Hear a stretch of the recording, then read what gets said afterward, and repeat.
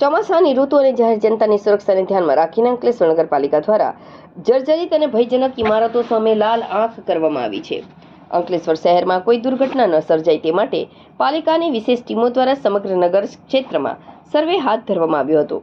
આ સર્વે દરમિયાન અત્યાર સુધીમાં કુલ 30 જેટલા અતિ જર્જરિત અને જોખમી મકાન માલિકોને કાયદેસરની નોટિસ ફટકારવામાં આવી છે. જે પૈકી અત્યંત જોખમી જણાતા 7 મકાનોને નગરપાલિકાએ જાતે જ ઉતારી લીધા છે. મહત્વનું છે કે આ તમામ કામગીરીનો તમામ ખર્ચ નગરપાલિકા સંબંધિત મકાન માલિકો પાસેથી વસૂલ કરશે. આ ઉપરાંત અન્ય જોખમી મકાન ધરાવતા માલિકોને પણ પોતાના મકાનો સત્વરે ઉતારી લેવા માટે આખરી તાકીદ કરવામાં આવી છે. જૂના નેશનલ હાઈવે નંબર 8 પર એસએ મોટર્સ પાસે આવેલા ગોલ્ડન ટ્રેડની જર્જરિત ઇમારત અંગે પાલિકા દ્વારા વારંવાર નોટિસ અને પ્રત્યેક સૂચનાઓ આપવામાં આવી હતી, છતાં માલિકો દ્વારા કોઈ કાર્યવાહી કરવામાં આવી નહોતી.